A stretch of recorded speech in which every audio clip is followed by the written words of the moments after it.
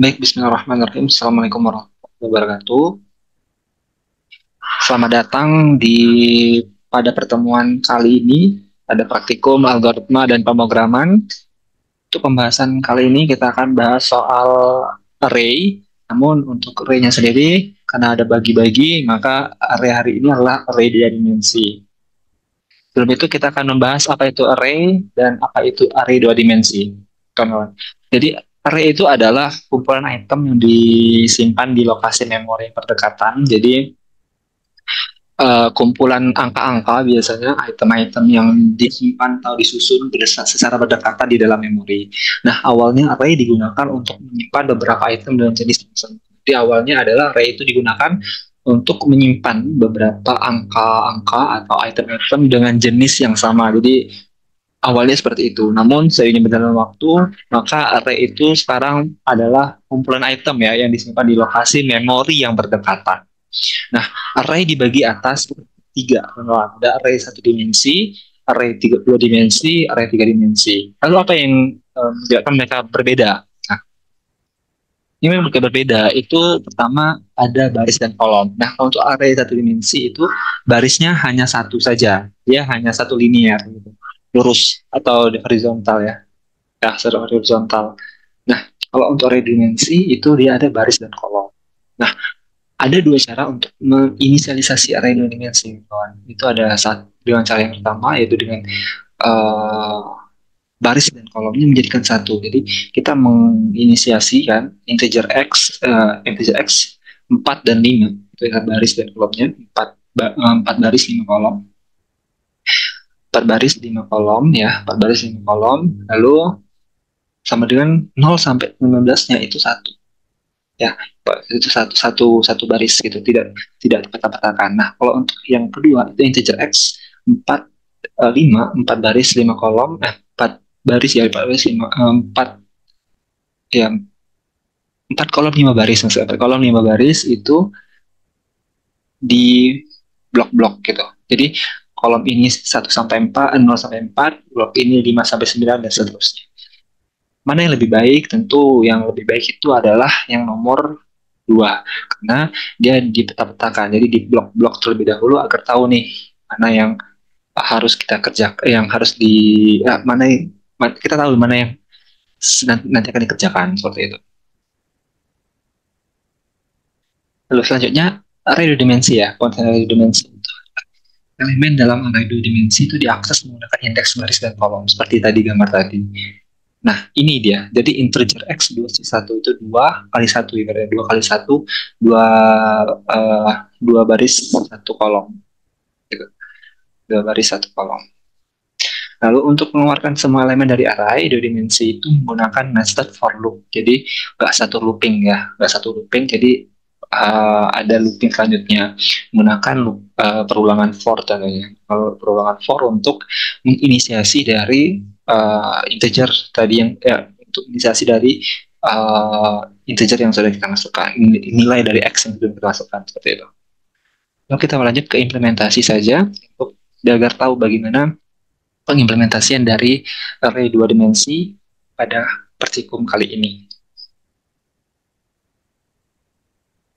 Oke, kita masuk ke dev C++ ya, dev C++. Nah, sesuai dev C++, kita buat file baru dengan menggunakan Ctrl N.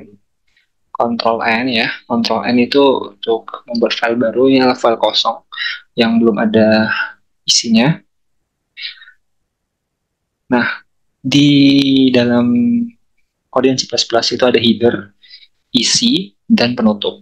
Nah, penutup itu biasanya untuk menghentikan seluruh aktivitas codingannya. Jadi hanya berhenti sampai situ, tidak ada lagi pergerakan dari codingan.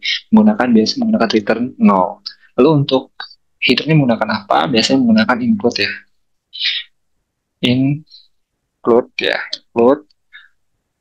IOStream.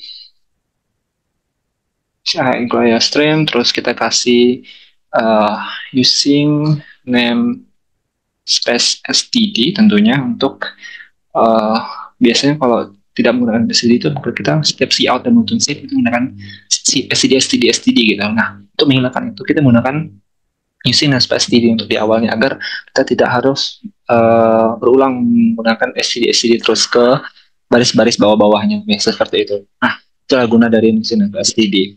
Lainnya apa? Kayaknya kita membuat main-nya, intinya itu menggunakan integer main ya. Integer main lalu buka kurung kurawal, ya, seperti ini. Uh, kurung kurawal lalu kita isikan. Nah, di sini kita akan mulai membuat array-nya ya menggunakan integer lalu kita deklarasikan. Lalu kita integer, kita deklarasikan x-nya isinya berapa. X-nya di sini kita menggunakan 3, 4 dan 3 ya. 4 dan 3. Kalau hitungan secara matematika 4 kali 3 itu 12. 4 kali 3 12. Ah, sama dengan lalu kita buka ya. Buka, kita mulai 0. Nanti ada 4 baris dan 3 kolom. 4 kolom ya, kolom 0,12. Lalu kita buka lagi ini kurung kurawal 3, 4, 5. Lalu kita buka kurung kurawal lagi itu 6, 7, 8. Kita buka kurung kurawal lagi terakhir 9, 10, dan 11. Nah, hitungannya, ya kenapa array itu hitungannya selalu dari 0? Karena ya 0 itu bilangan bulat ya, jadi hitungan jadi bilangan bulat 0 sampai dengan 11 itu jadi hitungnya tetap 12. 4 kali 3 sama 12. Lalu untuk mengeluarkan setiap nilai setiap dari elemen array, kita menggunakan for ulang atau for ya. Nilai nested looping tadi, nested for looping tadi. Jadi for kita buka ya, kita buka integer i sama dengan 0 titik semikolon ya, titik koma, lalu i kurang dari 4 titik koma lagi, lalu yang terakhir i plus plus seperti itu. Nah, terus buka kurung kurawal lagi karena kita ada 2 dimensi ya, namanya 2 dimensi itu kita harus membuat perulangan kembali untuk memanggil variabel di nilai 3 atau x3-nya. Dengan for juga ya, for integer j ya, integer j itu sama dengan 0 titik koma, lalu j ini j-nya kurang dari 3 anggawan, jadi j-nya kurang dari 3 titik koma, salah ini nanti error ini i biasa kecil j plus plus gitu, j plus plus. Oke, setelah itu kita akan membuka dengan kurung kurawal, kita akan memanggil variabelnya ya. Setelah kita mendeklarasikan variabelnya menggunakan perulangan, selanjutnya kita akan menampilkan, kita akan see out ya, kita akan print. Kalau dalam bahasa C itu print, kita memprint dengan see out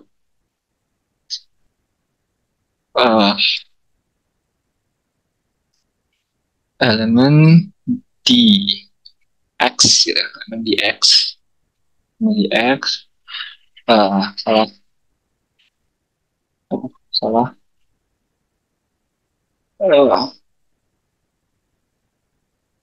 ya, elemen di x kurung siku gitu, lalu kita panggil i-nya, lalu setelah itu kita panggil juga tutup untuk siku pertama ya, lalu kita buka siku yang kedua, lalu kita beri tanda lagi, terus selanjutnya yang terakhir kita siku yang terakhir, penutup dari siku yang kedua, salah, j dulu, j baru penutup dari siku kedua gitu, baru titik koma tentu, dan terakhir see out karena kita sudah mau mau mengeprint, maka kita harus memanggil dari perulangan yang ingin kita print tadi. Cout, lalu kita X, I, J, salah. Lalu kita NDL, N line, titik koma. Lalu tidak lupa kita kasih return 0, return 0, titik koma. Nah ini saya lupa tadi kasih titik koma. Nah seperti ini kurang lebih baris code dari untuk mendeklarasikan array dua dimensi. Dimana pertama kita menggunakan header input stream di sini, input stream ya, stream. Lalu kita mendeklarasikan std ini sebagai agar kita tadi tidak harus menggunakan std terus seperti ini, kawan. Ya kan lebih lama pembuatannya kalau kita harus seperti ini. Jadi lalu kita main ya, inti darinya dari sini sampai sini main. Jadi kita mendeklarasikan integer x, nilai x 4 untuk elemen 4 dan 3 dengan nilai ini ya, nilainya ini. Lalu kita kasih ini for loop ya, ulangan 2 kali untuk masing-masing elemen ini, elemen 4 dan 3. Maka integer i sama dengan 0, i sama kurang dari 4, i plus plus, dan j sama dengan 0, j kurang dari 3, j plus plus. Lalu kita print cout dengan elemen di x seperti berikut. Dengan cout kita memanggil dari cout ini, x ini kita panggil berdasarkan looping yang ada di atas tadi.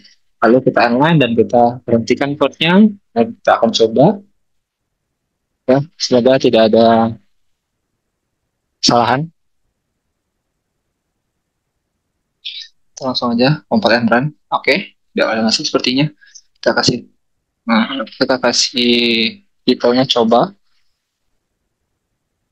Oke, ada kesalahan.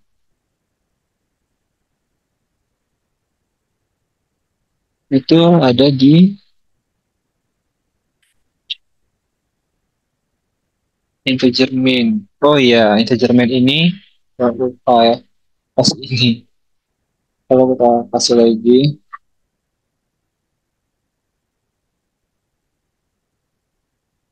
Oh, kelebihan, koma. Oke, sekarang ya kita lihat. Sekarang errornya 0, warning 0 ya. 0. Kita akan buka isinya ya. Buka isinya yaitu mulai dari elemen di x00 itu sama dengan 0, tadi lupa kasih titik 2 atau sama dengan ya. Jadi 00 itu 0, 01 itu 1, 2 itu seterusnya sampai dengan 3, 2 itu 11. Lalu selanjutnya seperti apa? Nanti bentuknya 12 itu akan 33 sama dengan 12, 40 sama dengan 14 dan seterusnya seperti itu. Oke, mungkin itu saja. Ya, mungkin itu saja pertemuan kita kali ini tentang pembahasan array dua dimensi. Mungkin next kita akan belajar lebih banyak lagi tentang algoritma dan pemrograman. Tentu ini adalah praktikum baru yang ada di sistem informasi seperti itu. Jadi kita akan implementasikan lebih lanjut dan kita akan kembangkan lebih lanjut. Mungkin itu saja dari saya. Saya ucapkan terima kasih. Assalamualaikum warahmatullahi wabarakatuh.